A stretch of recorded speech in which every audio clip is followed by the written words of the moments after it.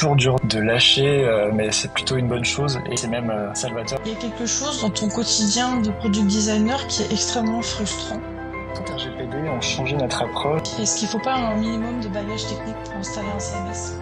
En tout cas, à PrestaShop, on essaie de fonctionner comme ça.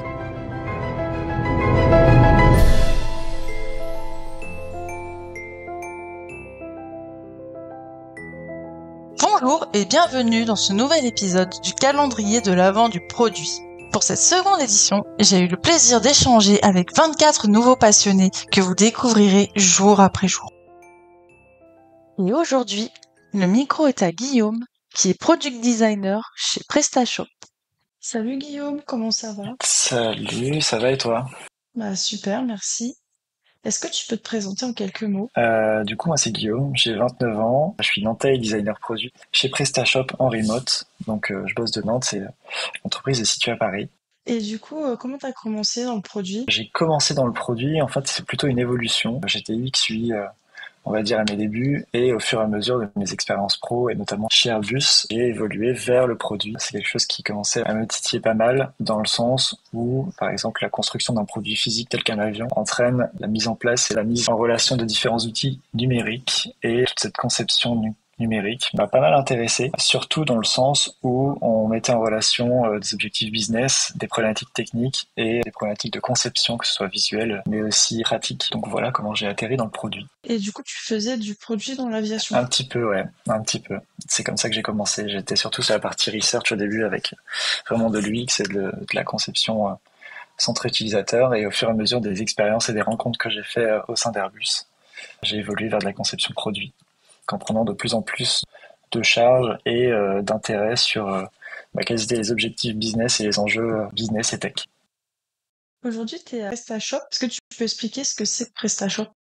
Ouais, PrestaShop, donc c'est un CMS, un Content Manager Service, et ça nous permet de mettre en place, en tout cas que les utilisateurs puissent mettre en place directement leur boutique en ligne. Donc c'est un peu comme un Shopify ou un commerce, à la différence que nous, on est un outil qui est totalement open source, en tout cas une grande partie essentiellement en open source, et ça veut dire que nos futurs marchands, ou en tout cas futurs propriétaires de boutiques PrestaShop, peuvent mettre en place des boutiques et sont propriétaires de leurs données et des informations qu'ils souhaitent mettre dessus. Est-ce qu'il faut pas un minimum de bagage technique pour installer un CMS? Ouais, effectivement, on s'adresse à des profils qui sont essentiellement tech, et donc par conséquent, ça veut dire qu'ils ont déjà une certaine connaissance, on va dire, de la mise en place de boutiques en ligne ou d'hébergement web. Et pour nos marchands qui n'ont pas justement cette connaissance technique, soit ils passent par des agences qui les accompagnent dans cette mise en place, soit on a une solution un peu plus simplifiée qui va être la partie édition hosted, mais qui est une solution hébergée et presque montre en main. C'est-à-dire qu'un type de boutique que tu peux carrément installer comme peut l'être une boutique Shopify, et tu ne vas pas avoir à gérer l'hébergement et l'installation de la boutique.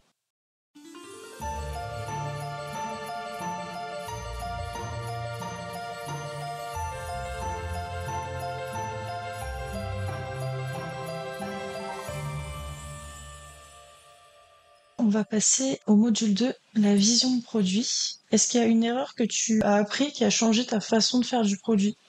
C'est pas forcément une erreur, parce que des erreurs, on va en faire, on va en faire tout au long de notre vie de product designer et de designer en général. C'est plutôt une évolution sur le temps et un regard en arrière qui fait que aujourd'hui ma vision du produit a évolué sur le fait de pouvoir lâcher prise et être à l'écoute des retours, d'avoir justement cette capacité à se remettre en question, qui fait qu'aujourd'hui le produit, ça a un peu changé dans ma conception, dans le sens où en études on nous a toujours dit c'est bien, vous avez fait de belles études, de grandes études en design, vous êtes fort et c'est vous qui savez, et l'objectif dans le produit c'est plutôt entre guillemets de désapprendre et d'être ok sur le fait d'avoir des retours utilisateurs, des critiques, et d'échouer rapidement de façon à pouvoir se relever encore plus vite et de proposer une solution qui soit adaptée aux besoins Et est-ce que utilisateurs. parfois tu es déçu des retours utilisateurs? Non, pas déçu. C'est toujours dur de lâcher, mais c'est plutôt une bonne chose. Et c'est même salvateur que de savoir faire une dissociation entre son travail et soi. C'est ça que je peux donner aux différentes personnes qui nous écouteront, de savoir faire la distinction entre notre travail, quand un utilisateur fait des retours sur les interfaces, c'est l'interface qui le juge et pas forcément le designer qui est derrière. Donc non, pas de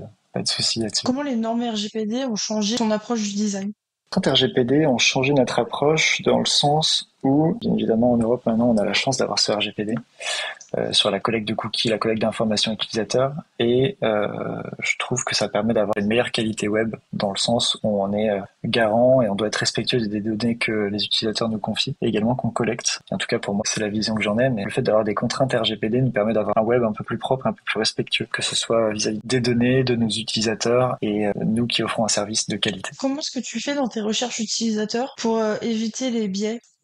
Bonne question. J'essaie toujours d'avoir un binôme pour travailler justement sur mes recherches utilisateurs. En tout cas, à PrestaShop, on essaie de fonctionner comme ça, de croiser les regards et d'avoir des retours sur audit ou nos interviews qu'on peut faire, de façon à justement faire attention aux biais ou aux possibles attentes qu'on pourrait avoir sur des réponses et qui finalement pourraient biaiser en fait la réponse de notre interviewé en face de nous. Alors, qu'est-ce qui fait selon toi une bonne équipe produit et un bon product designer?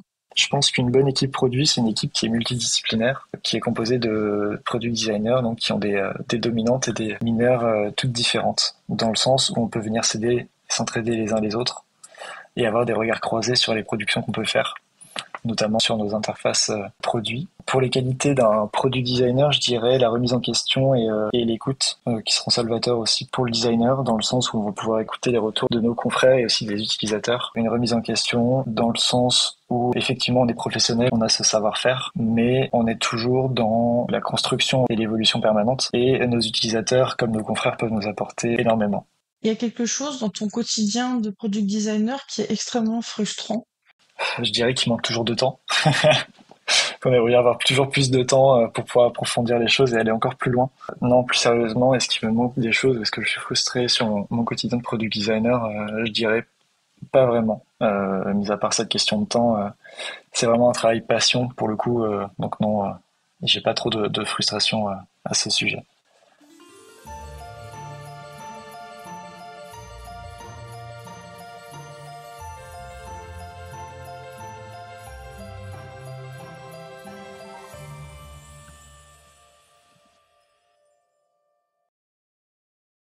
Quelle stratégie vous avez mis en place lorsqu'une personne chez PrestaShop part pour pouvoir garder de la connaissance? Est-ce que vous avez un wiki interne? Oui, entre guillemets, on a un wiki interne, c'est-à-dire qu'en fait, on utilise Notion. On utilise plus particulièrement un template qui s'appelle le journal de conception. En tout cas, c'est très orienté à la produit, mais notre journal de conception permet d'avoir en fait notre tracé sur quelles actions ont été faites, à quel moment, par qui, et ça permet d'éviter d'avoir des redondances ou des oublis sur la connaissance en interne, sur un savoir particulier ou sur une formation que un tel a suivi et qu'on peut permettre de transmettre aux autres designers, aux autres PM. À quelle fréquence vous l'actualisez?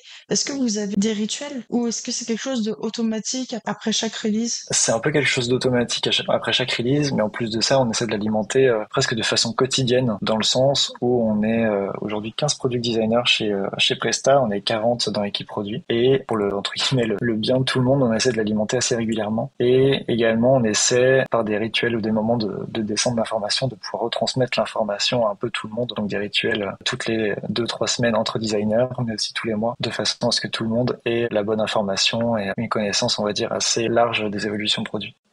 Et du coup, comment est-ce que vous faites pour pas avoir trop d'informations? Est-ce que de temps en temps, vous essayez de résumer toutes les informations de la semaine?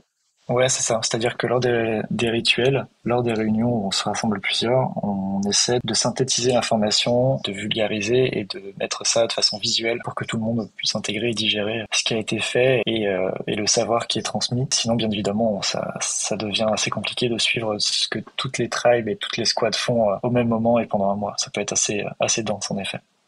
Lorsqu'une personne entre dans l'entreprise pendant l'onboarding, est-ce que vous faites des masterclass un petit peu pour présenter, pour faire une passation de connaissances entre les employés entrants et les employés sortants?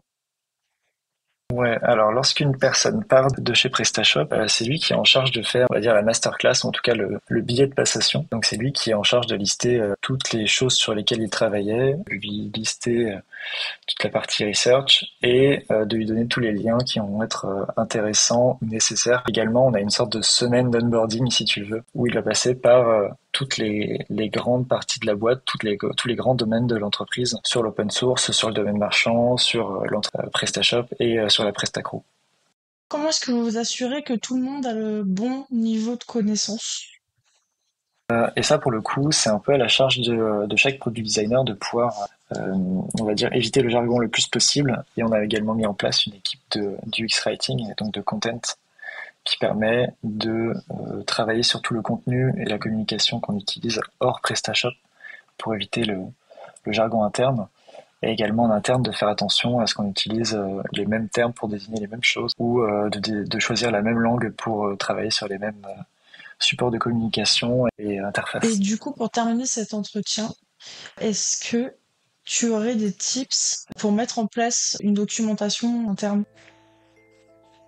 Je vais te dire être structuré, être curieux et échanger assez rapidement avec tes collègues ou tes collaborateurs de façon à pouvoir croiser ton information et être sûr de ce que tu dis pour faciliter en fait ta transmission de savoir. Est-ce que tu voudrais dire un mot de la fin pour terminer cet entretien? Eh bien, merci de m'avoir reçu. L'exercice était vraiment chouette. Je t'avoue que c'est la première fois que je passe dans un podcast produit comme celui-ci. Donc c'est un peu intimidant, mais j'encourage vivement mes collègues, compères et pairs à partager et à participer à des choses comme ça. C'est très chouette. Merci. Merci d'avoir écouté cet épisode, j'espère que ça vous a plu. Vous pouvez retrouver un résumé en vous inscrivant à la newsletter sur afternoon.pm. À demain pour un prochain épisode.